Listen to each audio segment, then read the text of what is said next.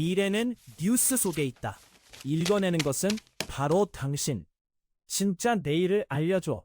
막 만들어진 라디오. 안녕하세요. 스타 아티클 오더블에 오신 것을 환영합니다. 이 컨텐츠는 제가 주목한 뉴스와 공개 정보를 바탕으로 관점과 가설을 더해 AI의 도움으로 구성하고 있습니다. 오늘은 2026년 6월 3일의 주목 뉴스입니다. 그럼 이제 오늘의 주요 소식들을 살펴보겠습니다. 오늘의 첫 번째 소식은 엔비디아의 젠슨 황 CEO가 AI에 대한 비관론을 반박한 내용입니다. 그는 AI가 일자리를 빼앗고 민주주의를 파괴한다는 주장은 현실에 기반하지 않았다고 강조했습니다. 오히려 AI는 새로운 고용을 창출하고 경제 성장을 이끌어낼 것이라는 주장을 펼쳤습니다. 황 CEO는 AI가 방사선과 의사, 소프트웨어 엔지니어의 일자리를 빼앗는다는 잘못된 믿음이 사회에 해를 끼친다고 경고했습니다. 그는 AI가 지난 몇 년간 미국에서 50만 개 이상의 일자리를 창출했으며 이를 통해 제조업의 국내 회귀와 새로운 경제 창출로 이어질 것이라고 설명했습니다. AI를 사용하는 기업이 더 빠르게 성장할 것이란 그의 관점은 앞으로의 고용시장에 긍정적인 영향을 미칠 것으로 보입니다. 다음으로 AI가 현대의 여러 위기를 극복할 최대의 희망이라는 데니스 하사비스의 발언이 주목받고 있습니다. 그는 AI가 질병, 기후, 에너지 문제를 해결하는 데 큰 역할을 할 것이라고 확신했습니다. 하사비스는 AI가 산업혁명보다 더 큰 영향을 미칠 것이라고 강조하며 이 기술을 제대로 제어하고 활용하는 것이 중요하다고 말했습니다. 그는 AI가 가져올 변화를 두려워하기보다는 인류의 이익을 위해 활용해야 한다고 역설했습니다.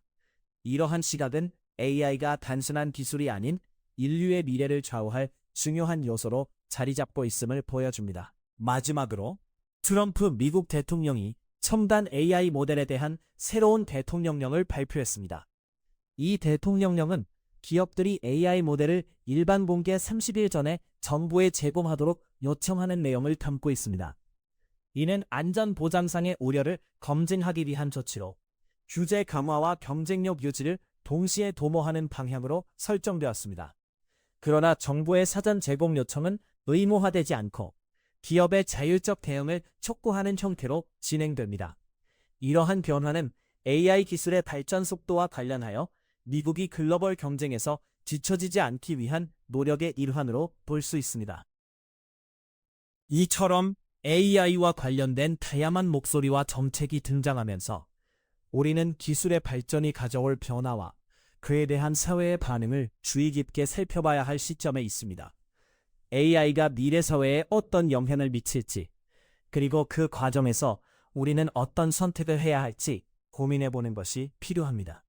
오늘의 위화관입니다. 최근 AI 관련 뉴스에서 우리는 긍정적인 전망과 경고가 동시에 존재하는 복잡한 상황을 마주하고 있습니다. 젠슨 황 CEO는 AI가 새로운 일자리를 창출하고 경제 성장을 이끌 것이라고 강조했습니다.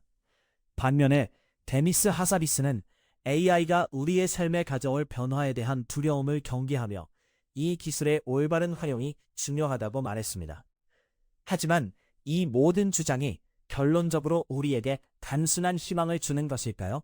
트럼프 대통령의 새로운 AI 모델 주제는 한편으로는 안전을 우선시하는 신중함을 보여주는 것처럼 보이기도 하지만 자율적 대응을 촉구하는 형태는 기업의 결정에 상당한 불확실성을 남깁니다. 이를 통해 우리는 AI 기술이 급속히 발전하는 가운데 그를 둘러싼 정치적, 경제적 환경에서 놓칠 수 있는 중요한 질문이 생깁니다. 정말로 AI는 우리의 미래를 밝게 비추는 희망의 등불일까요? 아니면 우리가 그 속도를 따라잡지 못한다면 또 다른 혼란을 가져올지도 모르겠습니다.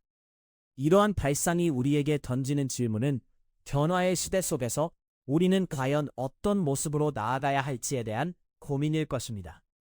오늘의 스타 아티클 오더블, 진짜 내일을 알려줘.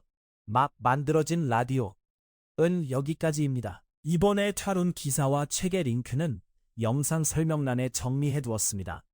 자세한 내용을 확인하고 싶은 분들은 참고해 주세요. 이 프로그램에서는 뉴스 뒤에 있는 흐름을 함께 생각해 봅니다. 앞으로 다뤄주었으면 하는 주제가 있다면 언제든 알려주세요. 그럼 다음 뉴스에서 다시 만나겠습니다.